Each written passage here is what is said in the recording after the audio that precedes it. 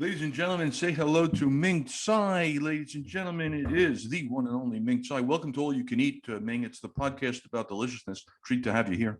Thank you, Rob. Great to be here. Where did I find you, Ming? Where you sitting? So, funny enough, I'll give you a quick look gander here. This is called Commons at Yale, my alma mater. I happen to be here speaking to the chefs here, Ravi, about Ming's Bings, because it's a great potential food item for colleges and prep schools and things like that. And it's kind of fun to be back. And they just redid their kitchen. Rob, unbelievable. Like double rotisserie, robata grill. It's like, wow, like real legit kitchen. Hey, Ming, who is somebody wants to enter the waiting room? Bree. Okay, Bree, sure, we'll admit Bree, right? Yeah, Bree's a friend. Let her in. We'll put Bree in. She may be on the camera with us, but whatever. Oh, there you go. Okay, she's just going to be hanging out in the corner. I wanted you to know that we actually have met once before. Okay. And the only reason I mention it is because it was memorable for me. I was hired, it was probably a decade ago, by the folks over at Food and Wine, who was there at the time, JP and Chris Gerdovich. They hired me to produce a promotional film about the Food and Wine Festival in Aspen. And part of the treat there was to interview everybody. And along the way, I see you, I interview you, and while I don't know what I asked you, what I remember you saying was, and I'll find the video somewhere one day, I remember you saying something like this: do you think they would still be fighting 2,000 years later in the Middle East if they would eat anything other than hummus? That was, I did say that. I'm saying I remember meeting, because it was it was one of those things that stood out for me all those years later. So I like to start from the beginning. Remind everybody, where'd you grow up? So I grew up in the culinary capital of the world, Dayton, Ohio. That's right. Okay. And born in Newport Beach, West Coast by blood, but literally 18 years in Dayton, Ohio.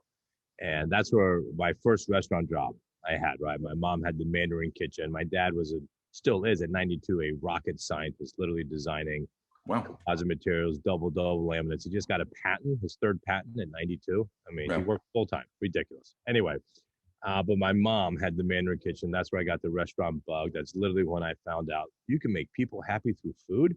All right, this is a really cool job for me. I was the egg roll cart guy, rice maker, janitor, all 9 yards. And then I was schooled, because being a son of a Chinese parents, schooling. So went to prep school, and like a good Chinese boy, I studied engineering because I had the choice as a doctor, lawyer, engineer. So I took engineering. I liked science. So funny enough, it's come full circle now, designing kitchen equipment. So that's kind of cool, actually. Good. And but once I got to college, I'm studying engineering like crazy. I'm like, I'm going to go to Paris and start cooking and mastering French. So I did that. I went to Alliance Française, started doing apprenticeships. By junior year, I went to Cordon Bleu, and that's when I'm like, wow, the French can cook too. And that's when I decided to do, I called it Chinese cuisine, Rob. That name didn't stick, thank God. French Chinese. It's East-West cuisine. I like to call it East meets West. Not a fan of the term fusion, because that sounds forced to me. It's more of a blending, right, of flavors and techniques. And ever since that, I never looked back. Came back, told my parents, hey guys, look, and they knew it. Like, I want to be a chef. I'm going to graduate. I'm going to get my degree. Don't worry, because we spent lots of money, getting me there. So I got my engineering degree, but I want to go cook in Paris. My mom gave me a huge hug, saying, that's awesome, son. At your young age, you already know what you're doing. Just give 110%. We support you. Keep in mind, I'm first generation, right? They came here to give me the better life, and all the possible jobs they do after that great schooling, I became a cook. So, kind of ass backwards, if you would. Yeah. And I looked at my dad, who's much more pensive, and again, a rocket scientist. And he looks at me, deadpan, son, you weren't going to be a very good engineer anyway. Go cook. I'm like, that's good. Well, there you go. I love the brutal honesty of it. Yeah, it's like, tell it like it is, Dad. But his point, if you don't love what you do, you get no chance on earth being good at it. No chance. Yeah, and isn't that truism true all the time?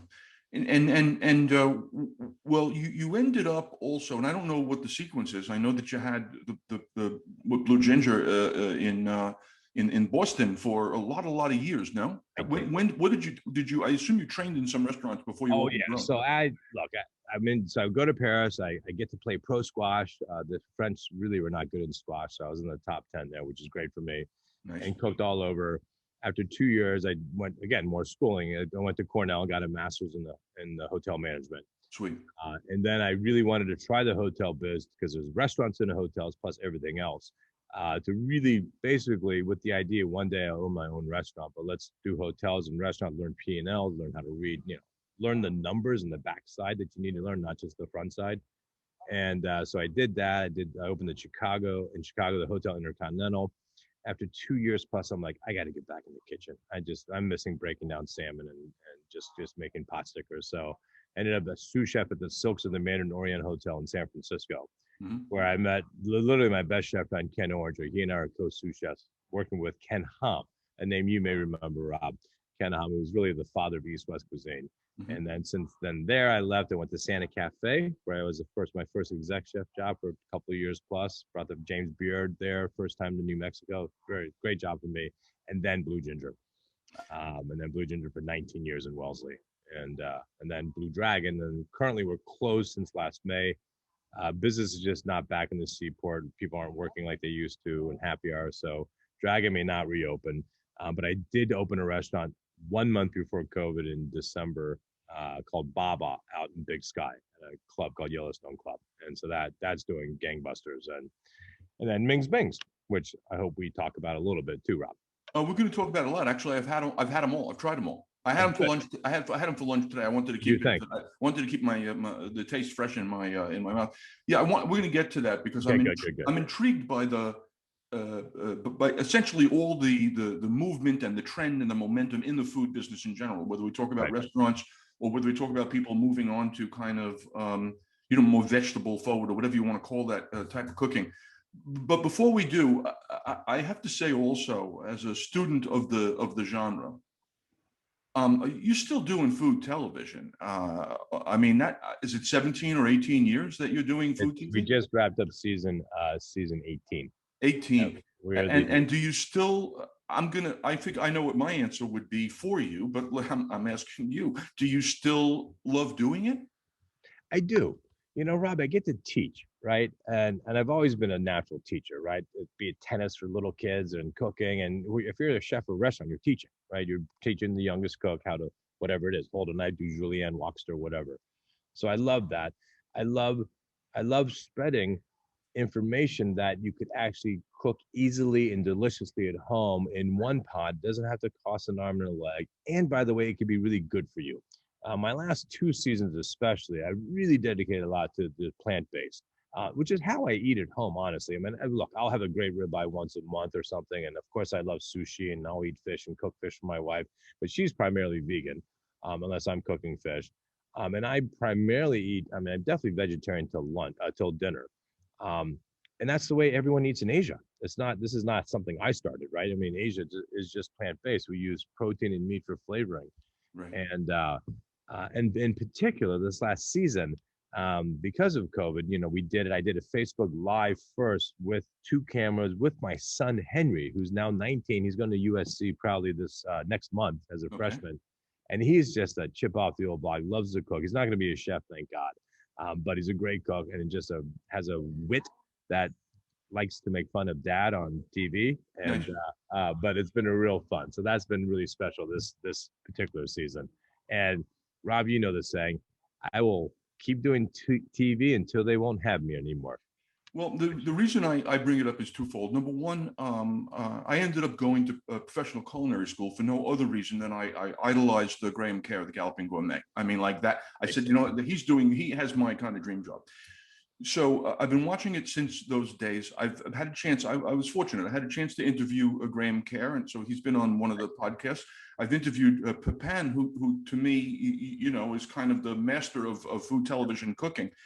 And I will say that I'm putting you in that league. 17, 18 years, you're still a treat to watch. You still are enjoying it. Everything about what you're doing is, and I'm telling you this in the context of, they sent me for my internship from school over to the Food Network, the fledgling Food Network. Right. So I was working there. I was watching. I saw what they were doing from the very beginning. And what it's turned, you don't have to dump. I'll do the dumping here. But food television to me has devolved into this. It's just one silly competition show after another, not only monotonous, but against the very thing that you and I are for, which is showing someone how to, my formula is how do you get the most taste with the fewest ingredients and the least effort, right? So, but so you have, it's just still a treat to watch you. And it's one of the few, I guess what I'm saying is it's also one of the few television programs, even growing up on the genre and watching for 30 years, that I can still watch and enjoy. Oh, Rob, thank you. That's really sweet. I appreciate that. Yeah, you know what? There's nothing I'm going to keep doing if I don't enjoy it. Well, Right. why? Life's way too short, especially now, right? Especially, I mean, let's be honest, Rob, since 9/11, I've been like, drink the better wine because you just don't know. Yeah. Don't drink the better wine. Eat caviar, absolutely, as much as you can. Well, yeah, I mean, you're not going to get an argument. You're not going to get an argument from me on those things. I have a tendency to have no self-control. Now, so what I wanted to ask you, even before we get into this kind of like the Bing thing, is I have some sense also, and I remember these things because my own daughter is allergic to fish. Does one of your kids have an allergy to something? David, who's now my 21-year-old, used to be deathly allergic to soy, wheat, dairy, shellfish, peanuts, tree nuts, eggs. Wow. 7 of the 8. But we found this amazing person, Amy Tieringer. You can go to Allergy Art, A-R-T. It's called the Allergy Release Technique, allergyart.com. She cured him in 5 years, age 5 to age 10. We went once a week. And it's about releasing. It's very woo. I'm gonna tell you this, Rob. It's mine. It's tapping and releasing the anxiety and using this biomeridian machine and a scanner to gauge your reaction to gluten or wheat. You literally put a pretzel on the scanner and you hold these electrodes, and but it worked. It worked for wheat, and then it worked for dairy, and then it worked for this. And our allergist, the head allergist at Children's, was our guy. He's like, I don't know what you're doing, but he's no longer allergic to wheat. And we went all the way up through peanut challenge in an office. We didn't even go to the hospital, and now he is allergen. He's cured. So it's look, if you believe in acupuncture and qigong, flow of energy, that's what this was. And all I know is my son crushes almonds and pecans now, and you just couldn't do that through Western medicine. Well, it's a great story and a great lesson. I'm lucky in this way. My daughter is allergic only to fish, and apparently it's fish, not even seafood. Right. So she can kind of live with that. Pretty easily avoidable, right? Yeah, exactly. Much more easily avoidable. Let's go. So the package of Bings arrived the other day, and I would say, generally speaking, my experience has not been. I didn't have high expectations, and my family, bless them, Ming, they are also not easy to please people. And so I opened this box of things and I put it in the toaster oven, and they're like, "What's that?" And I go, "It's good. Just give it a try." And so I cut them into quarters, and immediately I hear from my difficult to please crowd, "We got to get more of these." I mean, it was like an instant win. And I was frankly, I was not only happy, I was kind of shocked. But I will tell you right off the bat that what happened, I opened up with the vegetable ones. Yep, the original bit. Yep. Yeah, exactly. And what you can't help but notice, and I went toaster oven on them. Right. What you can't help but notice is that you're getting a beautiful, I mean, it's the first thing you're going to get. You get a beautiful crust. You get a beautiful bite out of the thing.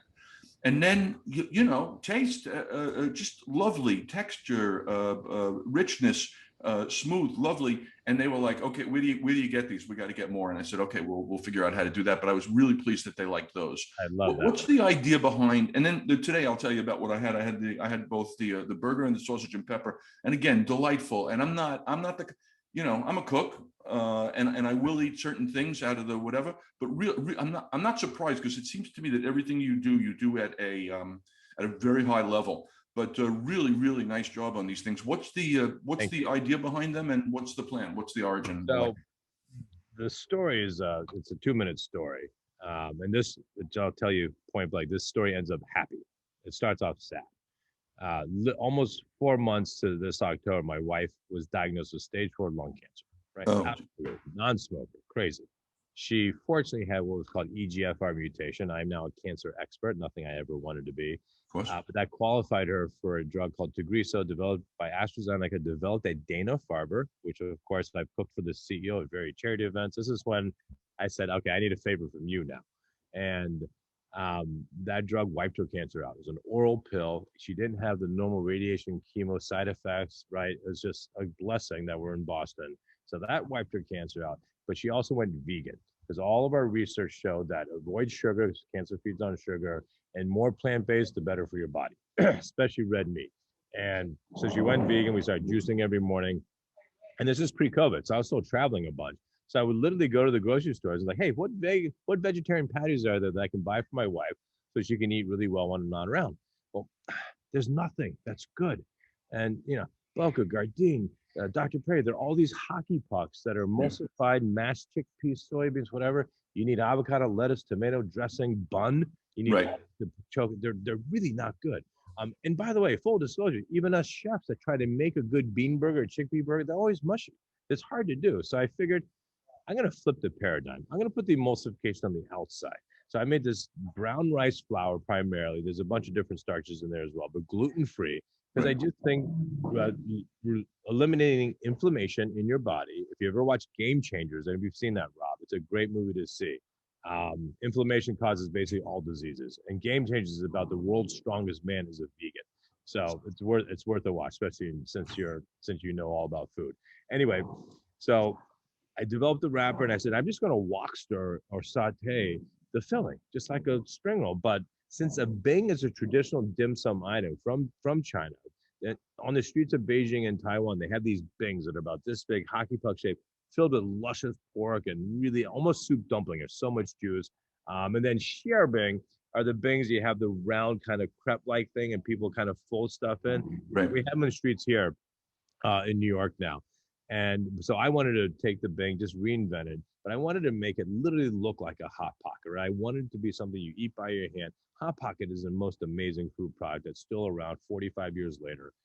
But it's the first gluten-free, hopefully delicious, vegan Hot Pocket that's super easy to make. So I created it really with my wife in mind. And then, of course, we did the original, and she likes that the best. But now we have 5 flavors, and we're developing more. And one thing to note, I am a man of science. I have a degree in engineering, but not only is this good for you, right? Plant-based, you talk to any doctor, any medical expert, plant-based is better for you. And also, if you believe in science, it's certainly better for the planet, right? A little less water, less methane gas, all that. And it's also better for your soul because some proceeds for the sale of Ming's Bings benefit Dana-Farber, again, the hospital, saved my wife's life and my CEO's life, Pal, and Family Reach. Family Reach, I'm the proud president of their national advisory board. I've raised almost $10 million for them over 10 years. We financially help families with cancer, which is the #1 cause of personal bankruptcy.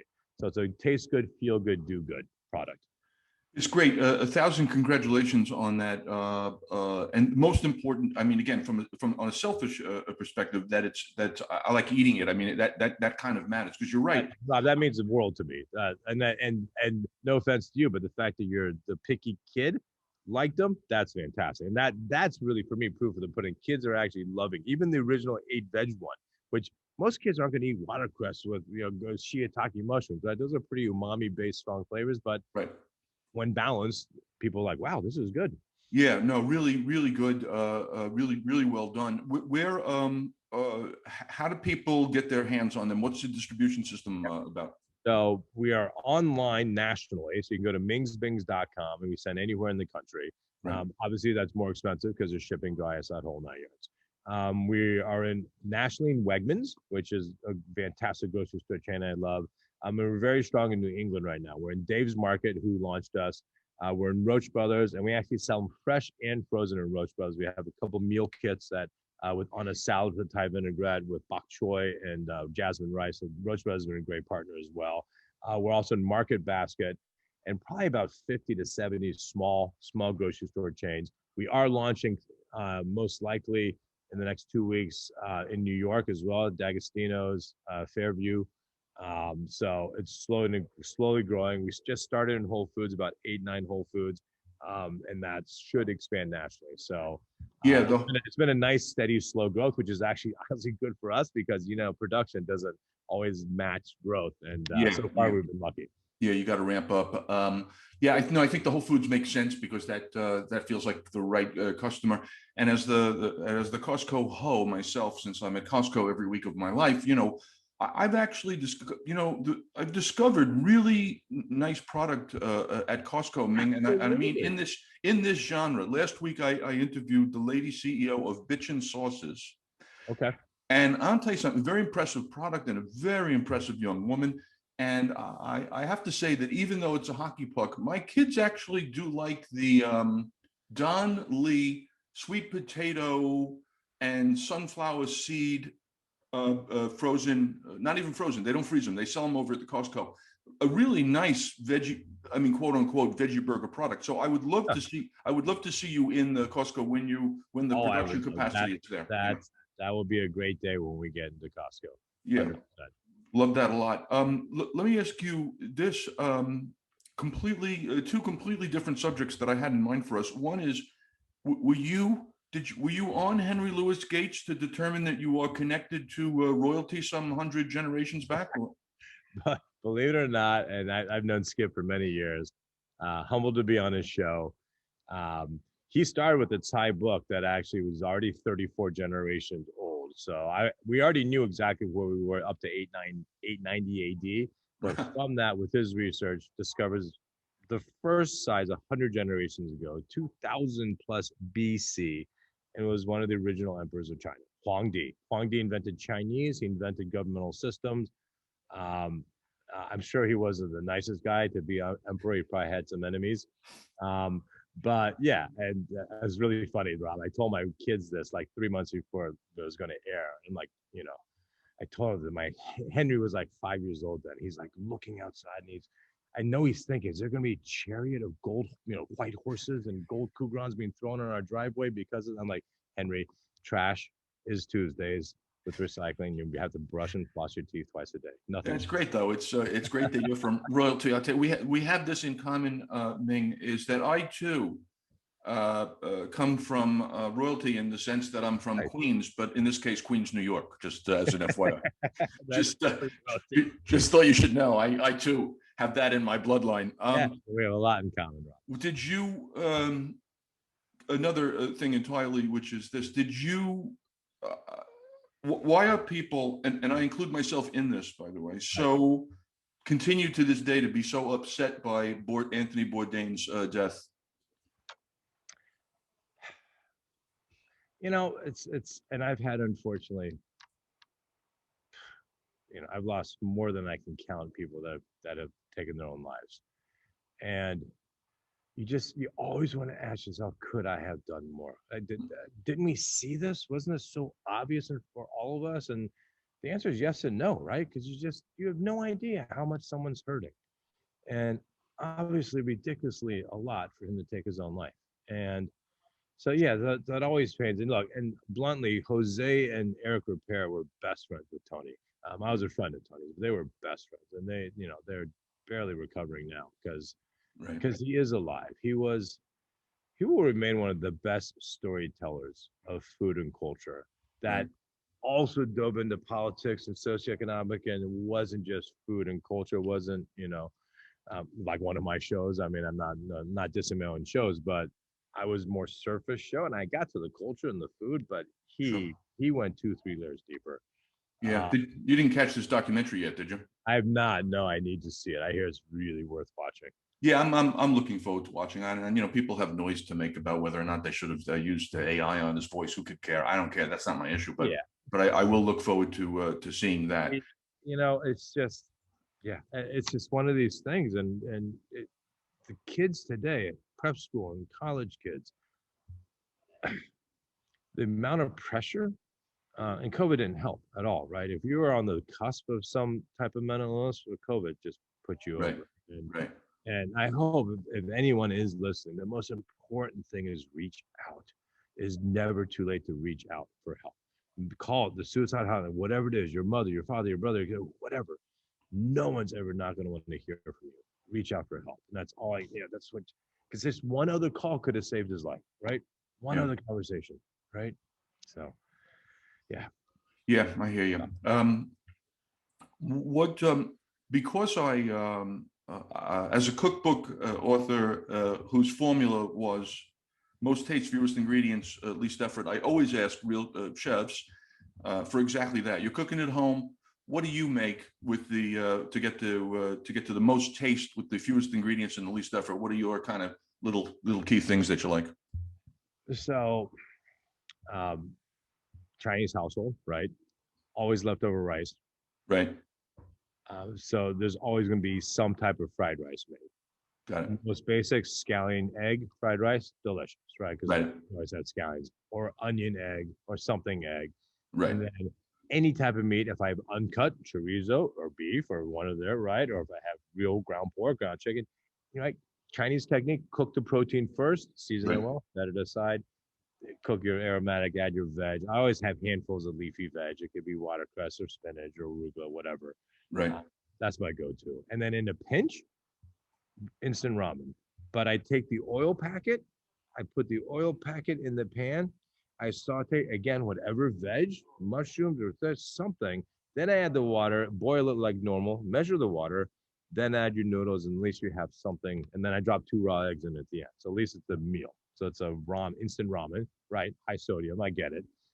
Usually with MSG, the ones without MSG suck. So with a little MSG is fine. Right. And but throw veg and 2 eggs, the meal.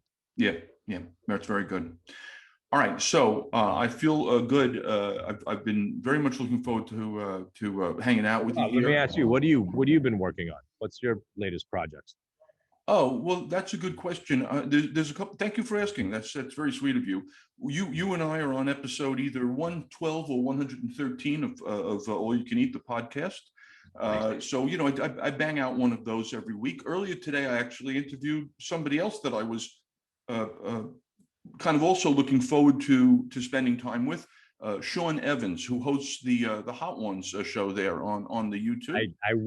Sean, I want to come on your show. All right. I'm going to let him know, but I already spoke to him earlier, so I do that. And it turns out, Ming, that there's a new social media platform in town. Okay. And it's called Racket, racket.com. And the thing that's fascinating to me about Racket is that it's audio. It's limited to only 9 minutes, and it's within a social network, so people will follow you and comment on what you audio post. And so I've been doing a lot of it. It's very early days. They haven't even developed the phone app yet, but I find it fascinating, and I'm using it to do what I do, which is I recommend delicious things to eat and drink. So when you and I are done, for example, I'm going to grab a box of Ming's Bings. I'm going to do a racket. That racket goes out into the world, and then the universe of people that are on Racket at this point see that, share it, whatever, and then I can repost it to other venues. But I like it a lot. It's going to be. I think it's going to be a real thing. So up to 9 minutes, audio only. Up to 9 minutes, audio only. When you respond to it, when you want to respond to somebody's post, you respond in audio, and they're killing it over there. But it's super early days. Like I feel like I'm in a universe of people that are essentially testing the thing out. But I love the hell out of it. I think it's going to be a real. I think it's going to be a real. You have a very distinctive voice, so that's good for Racket, obviously.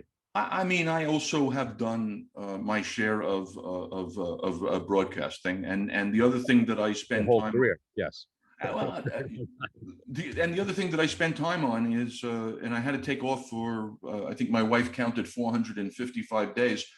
I go around. I'm lovely people like tourist boards send me to places, and I write about their country and their cuisine. So that's coming back now that we can get back on a plane, assuming these morons that will not take an injection don't kill us with the next variant of this fucking thing. I have zero patience. Oh, I'm right there with you, sir. It's just, I don't get it. 99.5% of people that have died in the last 6 months were not vaccinated. What other data point do you need? You don't. That's the data point. You won't die. You won't die. That's it. I don't get it at all. I don't care. I just don't get it. I don't get it, and I never will. Raise your hand if you want to die. It's just anyway. Yeah, don't get a pleasure to be with you and catch up with you after all this. Yeah, Rob, time. thank you so much. My pleasure. Continue to do the great work on television, which Thank you. people can find if they go to, I guess, their public television channel. Yep. And if you guys don't have it, please picket it until you do. That's my gentle. What's the current name of the show? Simply Ming. Simply Ming. Beautiful. Simply Perfect. Ming. Yep. And they know that they can go to mingsbings.com if they want to order in the product or find it at some of the many places where it's beginning to we have a store locator there. And I really appreciate it. The best part about this, Rob, is you actually love the Ming's Bings, and that's a great thing. I'm happy to recommend it. You've eaten a lot of food in your life, so thank you for that. I eat a lot of food every day. We all do. But thank you. Okay, excellent to be with you, and I'll put out the good word. Thank you, man. Peace and love. We'll see you soon. Back at you. All right, take care. Bye-bye.